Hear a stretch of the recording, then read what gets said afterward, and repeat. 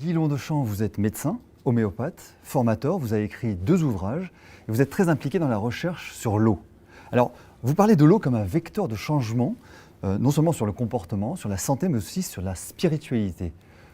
Sur quelle base vous vous fondez ? La première personne scientifique qui s'est occupée de ça et qui a attiré notre attention sur l'eau comme un vecteur de changement, c'est Masaru Emoto, c'est un japonais qui a montré comment la conscience pouvait donner en fait des images plus ou moins belles dans la structure de l'eau. Il congelait des cristaux de l'eau prises dans différents endroits et puis placées à différents sous différentes influences, et la qualité des cristallisations montrait qu'il y avait quelque chose qui s'était passé dans sa structure intime. Voilà, c'est très belles images du reste. Hein. Très belles images, voilà. Et c'est lui qui a attiré l'attention du monde entier sur ces aspects-là, qui étaient jusque-là totalement méconnus. Et moi, je me suis intéressé à la structure de l'eau comme un vecteur de changement parce que je sais que l'on est fait d'eau à plus de 70%, que le cerveau en contient 85% et que rien ne se passe dans le corps sans que ça passe par l'eau. Et vous pensez que l'eau est un vecteur de changement, c'est ça ? Sur la santé, même la spiritualité, c'est ça qui m'interpelle. La spiritualité passe quand même par le neuro-endocrinien, c'est-à-dire par la conscience et son support physique. Et notre cerveau est fait d'eau. À l'intérieur de notre cerveau, il y a des structures liquidiennes, de liquide céphalorachidien, qui est normalement un liquide eau de roche. C'est la barrière hémato-encéphalique qui protège ce liquide pour qu'il soit comme ça, peut être altérée par exemple par les ondes électromagnétiques et rendre le cerveau perméable à toutes sortes de débris, de déchets qui circulent dans notre sang, même temporairement.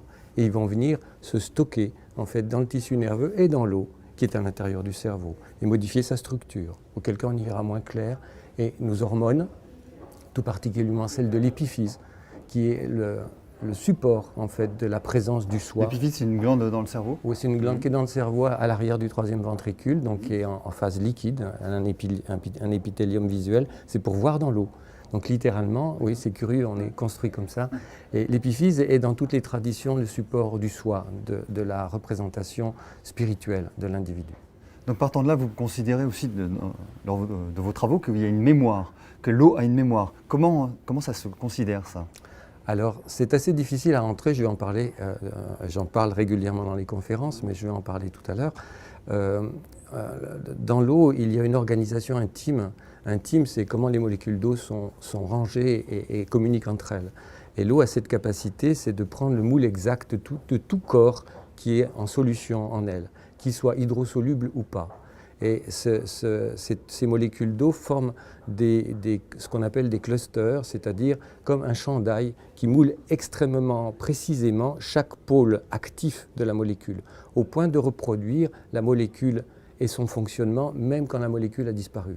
C'est-à-dire chaque molécule est associée à une fréquence. La fréquence elle-même est capable de donner des effets biologiques de la molécule. Et l'eau, quand elle mime cette fréquence, est capable de reproduire les effets de toute molécule. C'est ce qu'on appelle la médecine dite informationnelle, c'est cela ? C'est ça. On utilise l'homéopathie sous cette forme-là, d'une manière peut-être moins fouillée sur le plan de la physique, mais encore que des gens s'y intéressent. Mais ça passe par l'eau. Le fait de pouvoir mettre un corps en solution puis de diluer, au bout d'un moment, on n'a plus de molécules chimiques. Au-delà du nombre d'Avogadro, on n'a plus de molécules dans l'eau, mais le solvant qui a été utilisé pour faire les dilutions successives, en fait, a conservé les clusters et la mémoire de l'eau. Et on s'appuie là-dessus pour préparer l'homéopathie. Et donc ça a des applications pratiques, techniques ça a des applications pratiques, bien sûr, parce qu'en effet d'eau, on consomme de l'eau, on se baigne dans l'eau tout le temps, et toute l'information qui est dans cette eau nous affecte ou nous soigne selon sa qualité. On absorbe de l'eau par voie buccale, par exemple à 70 kg, on a 2 litres et demi par jour, mais on prend aussi 1 litre, 1 litre et demi par la douche ou par le bain. D'accord. Et ça nous informe et nous modifie sans cesse dans nos fonctionnements immunitaires, dans nos fonctionnements neuro-endocriniens et donc dans nos comportements, dans notre vie d'échange. D'accord. Alors le fait que le professeur Montagnier ait remis sur le marché cette mémoire de l'eau et cette technique informationnelle, ça vous aide, ça discrédite, ça cautionne, ça fait quoi ? Alors, il n'y a pas qu'en France qu'on parle de la mémoire de l'eau. Les physiciens russes travaillent dessus depuis 30 ou 40 ans. Donc ils sont allés peut-être aussi loin, peut-être plus loin que Montagnier ou Jacques Benveniste à l'époque où il en avait parlé. Et donc ce n'est pas un privilège du professeur Montagnier qui lui a repris des travaux, mais sa qualité voilà, d'anciens prix Nobel de médecine pourraient le rendre crédible dans le monde scientifique. Ça aide un petit peu quand même. Ça dérange quand même. Ce Ça qu'il dé- dit dérange trop. C'est vrai. Oui. Mais c'est cautionné scientifiquement quand même. Alors, c'est cautionné scientifiquement par Montagnier, puisqu'il a fait des reproductions de transferts informationnels, même par un canal informatique, ce que Benveniste avait déjà fait dans son temps. Mais de pouvoir imaginer qu'on peut utiliser la technologie de l'information en médecine et puis rendre la chimie moins utile ou montrer que l'information à elle seule et l'eau chargée d'information à elle seule peut être médicamenteuse, c'est-à-dire porteuse de remèdes, ça met à mal très vite. Qui Je ne vois pas. Voilà. Qui C'est imaginer qu'on puisse utiliser soit des médicaments, et les Russes le font, parce qu'ils sont dans des transferts d'informations qui permettent d'avoir du Prozac par Internet et de oui. transférer dans des bouteilles d'eau. Voilà, des universitaires de Moscou, ils font ça. Donc ils utilisent des techniques laser qui permettent de prendre l'information sur un comprimé existant ou sur un liquide, de le transférer sur un disque informatique et de faire chanter cette molécule à distance à travers les canaux informatiques, puis de transférer ça dans de l'eau et de faire boire le médicament. Et ça marche à 85%. Et ça marche des à cas. 95%. C'est pas placebo, c'est pas un effet. Ben non, sauf que ça marche. C'est des universitaires, des professeurs de Moscou qui font ça, donc c'est pas des rigolos, quoi. C'est pas... Vous pensez qu'il y a une ouverture qui est un petit peu plus importante chez eux que chez nous. Enfin, En bon, tout cas, ils sont certain. amenés à faire des recherches avec moins d'inhibition sur le plan des croyances. Vous parlez de l'eau aussi comme une eau dynamisée, structurée et vitalisée. Vous pouvez nous expliquer un petit peu ce que c'est? Alors, quand on travaille sur la structure de l'eau, on essaye de s'appuyer sur l'information qu'elle contient et sur sa structure. Sa structure, c'est l'agencement des molécules d'eau.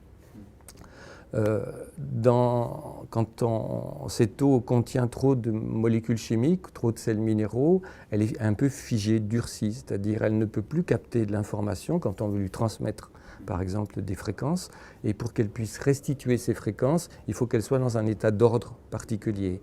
Et cet ordre a à voir avec des structures quasi cristallines, comme un cristal liquide. Et l'eau a des rapports avec le quartz.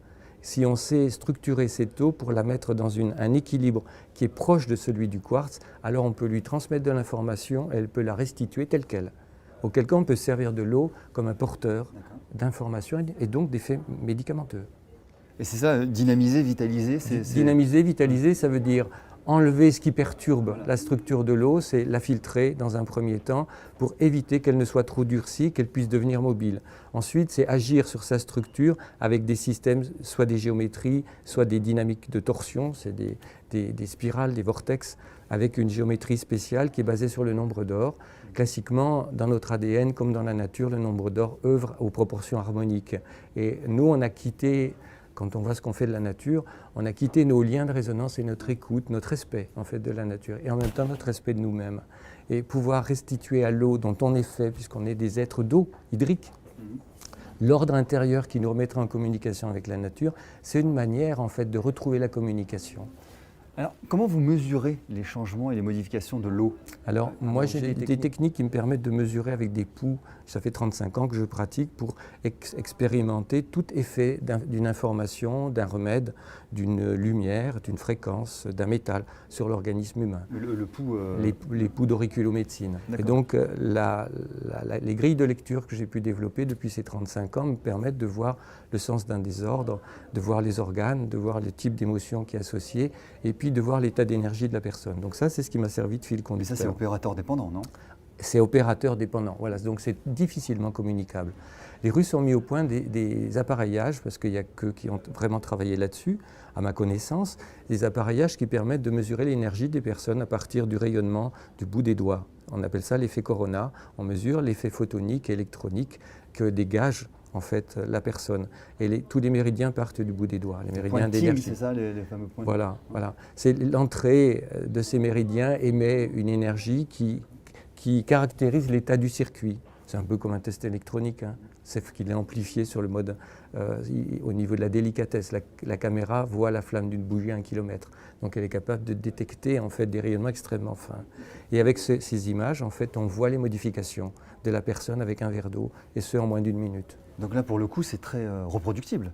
C'est reproductible, hein, sauf Fiable. que d'un instant sur l'autre, Mhm. l'effet quantique en fait change. On n'est pas dans deux états différents.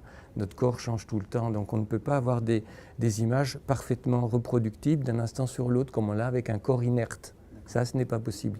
C'est le changement dans lequel on doit rentrer. C'est le fait que c'est opérateur dépendant.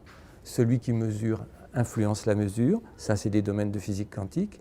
Et puis ensuite, le résultat, on ne peut pas avoir 3 fois de suite à quelques minutes d'intervalle exactement la même mesure parce que le système change tout le temps par l'échange d'informations. Est-ce que ça sera la médecine de demain, à votre sens? Ah, c'est déjà la médecine d'aujourd'hui. C'est déjà la médecine d'aujourd'hui? On a déjà des applications dans le domaine de la communication. On a du mal à faire passer ce qu'on trouve actuellement dans la structure de la matière et les progrès technologiques. On les fait passer facilement dans le monde du commerce et de la télécommunication et de l'utilisation industrielle. On a plus de mal à le faire passer dans la conscience et l'application à la biologie et à la médecine. Ouais, vaste programme quand même. C'est un vaste programme. Guy Lourdechamp, merci d'avoir répondu à nos questions. Merci à vous.